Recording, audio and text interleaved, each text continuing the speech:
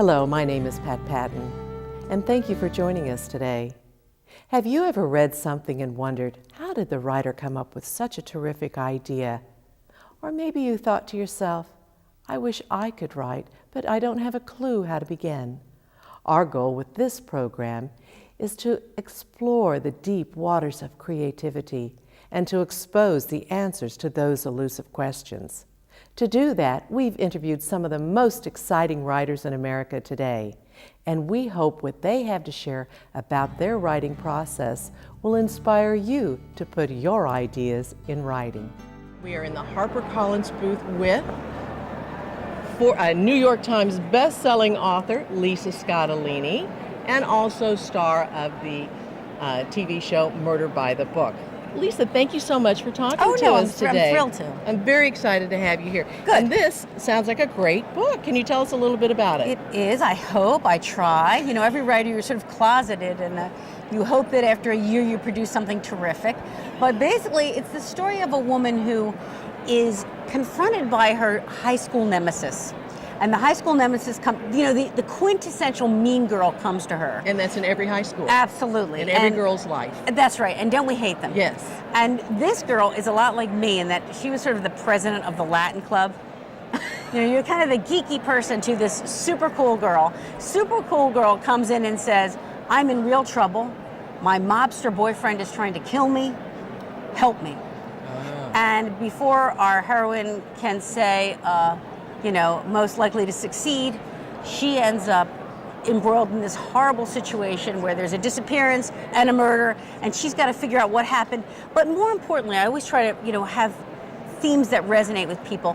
Ultimately, all of my books are about character. And this is really about a book about a character living in her life, but trying to reconcile things that happened in her past, specifically in high school. And in a way, she's not over it.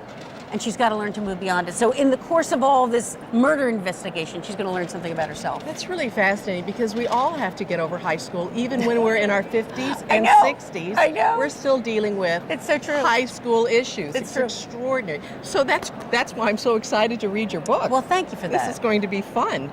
We always try to look, I think if you're trying to write anything that is compelling in fiction, and I know that many of your audience is looking to do something like that, I think it begins and ends with character. Yes. It really has to be somebody that is believable and relatable, but also has enough appealing that you like them, but is flawed enough that you go, you know what, you can use a little work in that. And every book of mine, I try to open up some aspect of myself to try to look at and say, how is she like me?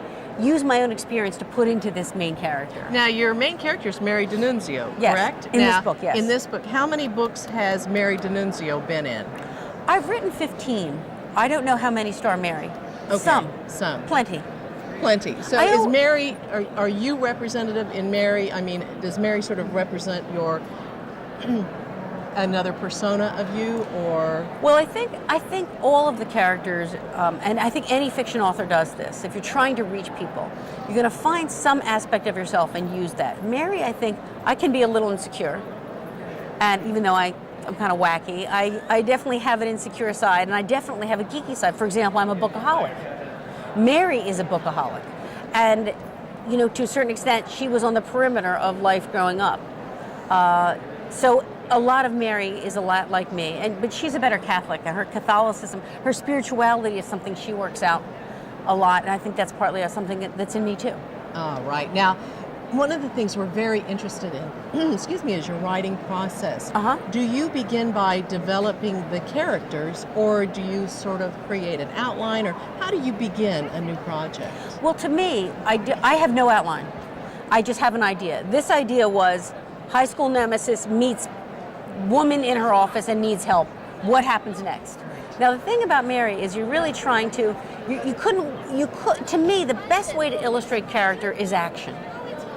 That's why when they say character is plot, that's absolutely right. So people are what they do in life. Someone can say, I'm a good person, but if they lie, they're not a good person. It's very simple. Right. So therefore, if you're really developing character, the best way to do it is to have the character act. What's Mary's first decision going to be? Is she going to help her old enemy, or is she going to say sayonara? Well, actually, the decision she makes tells you something about her. So in a way, you couldn't write that in advance, or you'd be writing the whole book. Right. And the other thing is, if you've written you've written a couple of novels, you start to imagine characters and how they change over time and how events change them.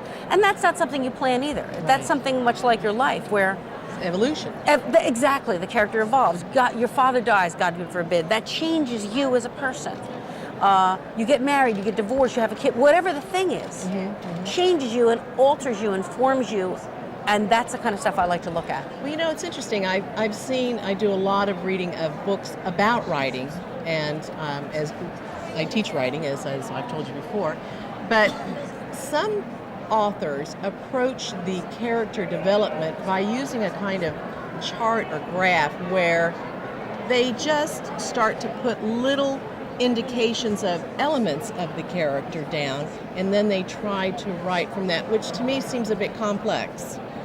Is that something that you do, or I was wondering, how do you actually, get this character on paper? Do you sort of write down words that maybe start to explain her personality? No, or I don't really know. I don't get charts or graphs. I can't balance a checkbook. But you know what the great thing about I can relate to that entirely. But the thing, my husband will tell you. The thing that's great about, but how I know it's terrible. But how I look at it is this, and it's good news for your listeners, which is that there is no right answer. Yeah. I mean, if you're a charts and graphs kind of person, knock yourself out. But for me, I don't. The character reveals herself to me, right, as well as the reader. And what I like about that is I hope it keeps it fresh for the reader. It's never like I think of it as Mad Libs, and it's never like, here's the blanks, fill in the blanks. It's an outline. It's a character. That would be very boring to me as a writer, and right. I think if I did that, that boredom would communicate itself through the page. Oh, I agree 100%. I couldn't do it either. I can't do those graphs, and I just thought, well, is it just me? No, it's you and me. Everyone else is charts. We're in the club. But we like each other. It works out perfect. Now, how do you fit in writing with your hectic schedule? I mean, a television show, you're teaching. How do you manage to write? Do you have a specific routine or time? Well, the books come first. Oh, always, absolutely. And I think writing benefits from the application of a concentrated time. If you have 15 minutes, use the 15 minutes. But I really end up focusing almost exclusively on the book, and everything else comes around the perimeter. Unless I've finished so I try to do 2,000 words a day. Really? Absolutely. And now that sounds like not very many to some people, but for me it's a lot. That's a lot. That's about 8 pages, 8 to 10 pages. Exactly right. It's about 10 pages. So if I can do that, I know I'll be making my way through a first draft in some significant, that it's not going to sit around forever. And then, because the editing process for me is so long, it takes a long time to edit. Right. And I think the book benefits from that. They say great books aren't written, they're rewritten. Exactly, 1,000 times. And that is really true. And that's the key. Right. People need to understand that you are not going to fail just because you rewrote this 10 times. Right. In fact, you'll succeed That's if you exactly write right. it 10 times. It's the most important thing. And also that you mustn't, if I'm going to give a hint, it's also that you mustn't get in your own way when you're writing your first draft. I have a little saying I say to myself, get it down and then get it good. Right. So if you feel like, I can't get it good yet, and I don't have it down, you have your cart before the horse. You've got to write it first, and then you can drive yourself nuts rewriting it. But at least, especially if you're not writing I write thrillers. These are mystery thrillers. So I have to have actually a ending and a surprise ending, and if I don't know that stuff in advance, which is great. It comes along. And it's organic. It comes. You have to trust that process and write it through and see what your story is. I think that's wonderful. I think that's very exciting. Well, thank you.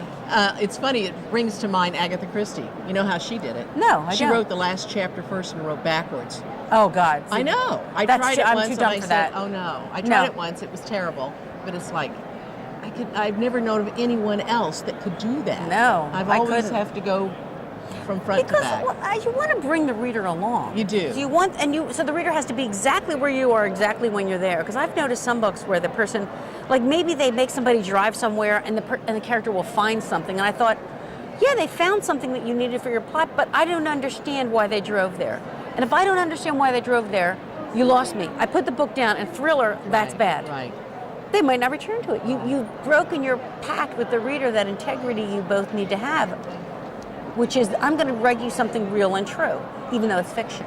So if you were to give me, or to give our viewers, one piece of advice just to help them start, for those people that really fear putting that first word on the page, what do you think would be the best way over that? I tell you, and I tell it to myself, the best advice, and it's really true, is just do it.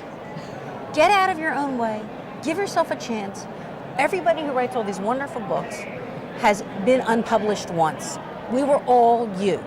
And it has to come from somewhere, the next book. So that's, just do it. Just like Nike. Yeah. There you have it. Just do it.